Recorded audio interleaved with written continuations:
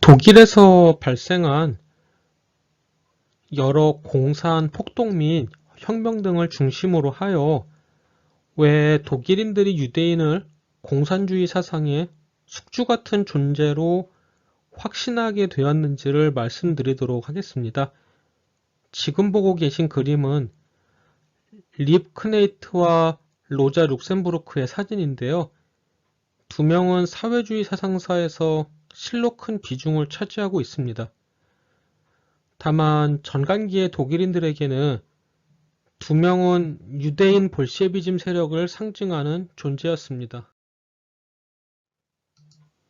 1차 대전의 패전으로 인해 오스트리아 헝가리 이중왕국이 해체되면서 헝가리에는 엄청난 혼란이 발생하게 되었는데요. 수많은 어려움 중 가장 큰 문제는 경제 붕괴였습니다.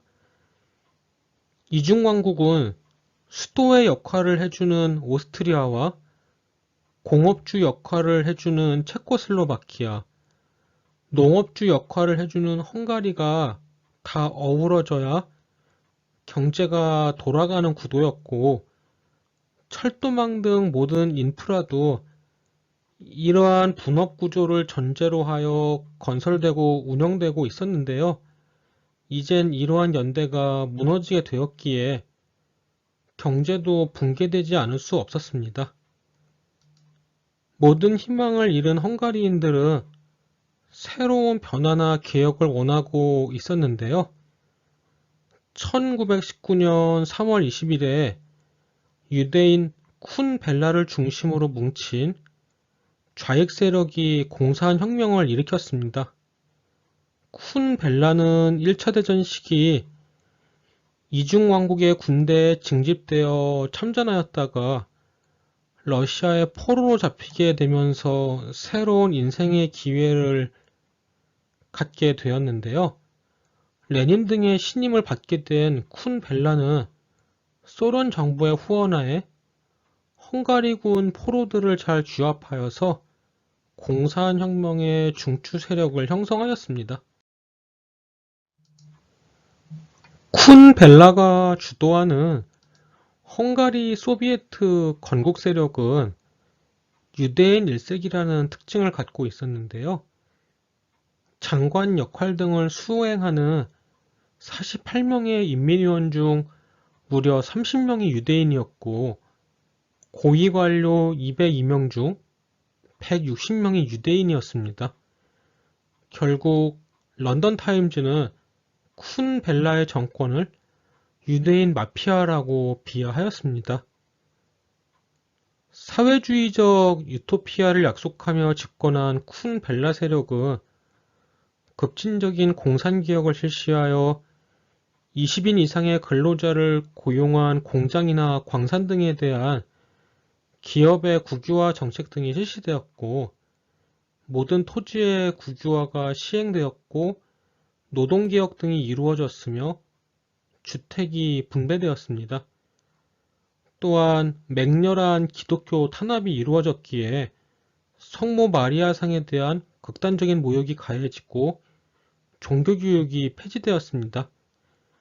물론 수많은 자산가 및 소위 반동 세력에 대한 학살도 자행되었습니다. 하지만 쿤 벨라의 헝가리 소비에트 공화국의 통치 범위는 부다페스트 등 수도권을 벗어나지 못했고 부다페스트의 볼셰비키 정부에 반대하는 반혁명 세력이 각 지방에서 형성되었으며 승전국들은 결국 무력 진압을 행하기로 의견을 모았습니다. 결국 진압군 역할을 맡은 루마니아 군대가 침공해 옴에 따라 인류 사상 두 번째 공산국가는 5개월도 채 못 되어 붕괴되고 말았는데요. 헝가리 소비에트가 붕괴된 이후 공산혁명 관련자들에 대한 대대적인 백색 테러가 행해졌는데 희생자 5,000명 중 3,000명이 유대인일 정도로 유대인의 공산혁명 가담은 눈에 띄었습니다. 부다페스트에 수립된 공산국가는 볼셰비키 혁명이 소련 국경선을 넘을 수 있음을 입증한 것이었고요. 이와 더불어 공산혁명의 주동자는 어디에서나 유대인이라는 생각은 이젠 전 인류 문명사회의 보편적 상식 이상의 존재가 되어버리는 계기로 작용하게 되었습니다. 결국 헝가리 소비에트 공화국은 전 세계 차원에서 코민테른과 더불어 유대인 볼셰비즘 음모론의 위협을 상징하는 고유 명사로 등극하고 말았습니다. 다음은 베를린에서 1919년에 1월에서 발생한 스파르타쿠스단의 공산 폭동입니다. 독일이 패망하고 사회민주주의 세력인 프리드리히 에베르트가 수상으로 번역되는 칸찔러직을 맡아 신생공화국이 출범합니다만 문제는 신생국의 정치적 기반이 매우 취약하다는 사실이었습니다. 에베르트는 독일 제2제국의 마지막 칸찔러 막스 폰 바덴공이 프리드리히 에베르트에게 정권을 이양하고 제헌의회를 만들어 새로 수립될 국가의 헌법과 정부를 만들어줄 것을 부탁하고 물러났다는 것이 정당성 근거에 다였는데요. 지금 같은 극단적 상황에서는 이는 실로 택도 없이 부족하였습니다. 따라서 제 세력 간의 항쟁이 이어졌습니다. 에베르트는 3인당 세력이었지만 소련의 소비에트 같은 것이 독일에서 수립되어 극단적인 대량 사륙과 사회적 갈등, 또 혼란 등이 재발하는 것은 어떻게든 막으려 하였는데요. 물론 무엇보다도 에베레트 수상은 사회주의라는 이념보다는 독일에 충성하는 충직한 독일인이었고 사실 수정주의론에 가까웠습니다. 간단히 말하면 사회주의화를 실행하겠다는 생각은 개나 줘버린 지 오래이고 노동계층의 삶을 개선하는 제일 좋은 방법은 독일의 경제발전에 따른 점진적 사회 개선이라는 신념을 갖고 있었던 이른바 변절된 사회주의자였습니다. 무엇보다 독일의 각종 사회 경제기구들이 독일의 사회주의화를 막을 온갖 수단을 강구하고 있었고 중화기는 연합군에게 대거 빼앗겼지만 여전히 독일인들의 손에는 전 세계를 상대로 싸울 수 있었던 막강한 군대는 남아 있었고 수상 에베르트는 공산주의 세력을 분쇄하기 위해 제국군 장군 그레너와 밀약을 맺어둔 상태였습니다. 연합군조차 패배한 독일보다는 부상하는 위협인 볼셰비즘을 더욱 두려워하였기에 공산 세력 진압에 사용한다는 조건 하에서는 언제든지 독일에게 상당수의 중화기를 되돌려줄 의사를 갖고 있었습니다. 즉, 에베르트의 바이마르 공화국은 보기와 달리 제법 강력한 상대였던 것입니다. 하지만 독일의 급진 세력은 독일의 공산화를 포기할 의사가 절대로 없었고 계속해서 공산 폭동을 일으켜갔습니다. 승부수라 할 수 있을 스파르타쿠스단의 베를린 공산 폭동 이전부터 이미 공산화를 실행해 보려는 공산주의 세력과 이를 막으려는 공권력의 충돌이 번번이 일어났기에 베를린은 거의 매일 교전이 일어나는 혼란의 장소로 전락하였습니다.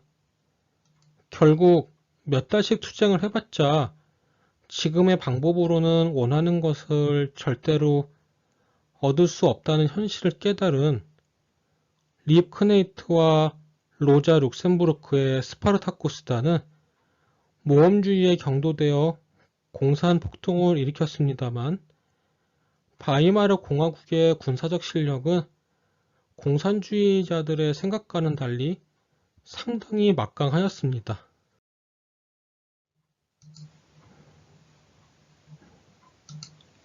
수상 에베르트는 공산폭동을 제압할 충분한 실력을 갖춘 자유군단을 베를린으로 진주시킬 수 있었는데요.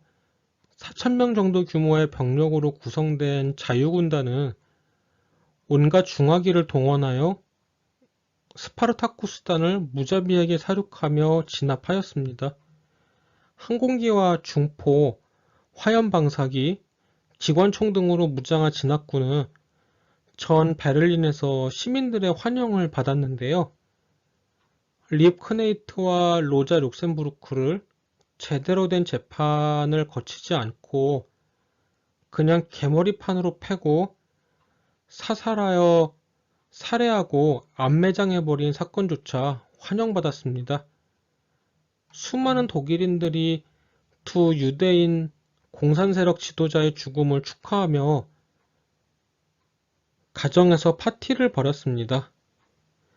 폭동을 일으킨 스파르타쿠스단은 극도로 잔인하였으나 잘 준비되지 않은 폭동이었고 시민들이 그들을 절대로 지지하지 않았으며 무엇보다도 얼마 전까지만 해도 연합국가 러시아군 또 볼셰비키 세력을 상대로 경악할 만한 전투력을 선보였던 최정예 병력들이 뭉친 자유군단 등이 중화기 사용을 서슴지 않았기에 포악한 스파르타쿠스단을 진압하는 것 자체는 별로 어려운 일이 아니었습니다. 해당 공산폭동은 너무나도 많은 중산층 이상 독일인들 마음속에 유대인 또 볼셰비즘 세력에 대한 극단적인 두려움을 심었고 문자 그대로 유대인 빨갱이들은 죽여도 돼, 아니 죽여야 해 라는 관념을 심었습니다. 베를린 공산폭동의 꽃이라 할 수 있을 스파르타쿠스단의 공산폭동을 체험한 중산층 이상 독일인 대부분은 이제는 확신에 찬 반공주의자로 변화한 것입니다. 이러한 분위기에 힘입어 결국 독일의 국방부는 추후에도 우익이 좌익을 패죽이는 것은 못 본 척하고 좌익이 이러한 것에 반발하여 봉기하면 그냥 봉기한 사람들을 중포로 포격해버리는 국가 내의 국가로 변화하였습니다. 베를린의 스파르타쿠스단 폭동을 진압한 자유군단은 베를린의 상황이 점차 안정화됨에 따라 전 독일을 순회하며 스파르타쿠스단 등 잔당 공산 세력을 포함하여 좌파 세력을 척살해버리며 공산 폭동의 싹을 잘라갔는데요. 1,500명 이상의 사람이 공산당 세력이라는 혐의가 있다는 것만으로도 재판 절차 없이 현장에서 직결 처분을 당했습니다.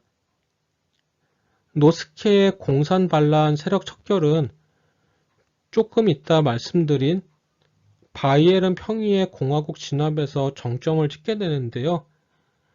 여러 국방군 부대가 그에게 동조함에 따라 2만여 명의 병력을 형성한 노스케의 자유군단 등은 바이에른 평의의 공화국을 제압한 이후 공산주의자 수천 명을 학살하며 뮌헨에서 광란의 사륙 파티를 벌였습니다.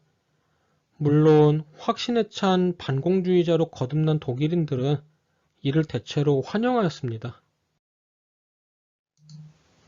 히틀러의 정치 영역을 살펴보면 뮌헨을 중심으로 하는 바이에른이 굉장히 중요한 비중을 차지하고 있다는 것을 알 수 있는데요.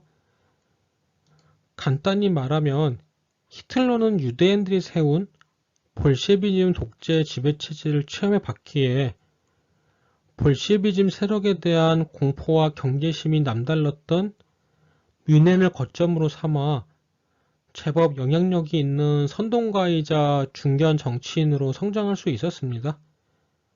히틀러는 바이에른에 수립된 바이엘은 평의의 공화국을 체험하면서 자신의 반유대인, 반볼셰비즘 사상을 완성하였고 이를 대중들에게 설파하기 시작하며 정계에 등장하였고 뮌헨 맥주얼 폭동을 계기로 전국적知명도를 얻게 되는데요. 바이엘은 평의의 공화국을 진압하는 작전에 참전하였던 사람 중에는 히틀러를 독일 민족의 구세주로 여기며 히틀러를 위해 자신의 목숨을 초기화와 같이 바친 사람이 유난히 많았습니다. 여러 전문가들은 바이엘은 평의의 공화국이 없었다면 히틀러와 나치가 독일 사회에 뿌리내리지 못했을 거라는 주장을 하기도 하는데요. 일개 하사에 불과하였던 히틀러가 정치인으로 다시 태어날 기반을 제공해준 바이엘은 평의의 공화국에 대해 알아보도록 하겠습니다. 제가 참고한 도서는 다음과 같습니다. 저는 절대로 나치의 유대인 학살에 동의하지 않고 단지 나치가 유대인을 학살한 이유를 정확히 전달해드리고자 하고 있습니다. 들어주셔서 감사합니다. 구독과 좋아요는 저에게 큰 힘이 됩니다. 감사합니다.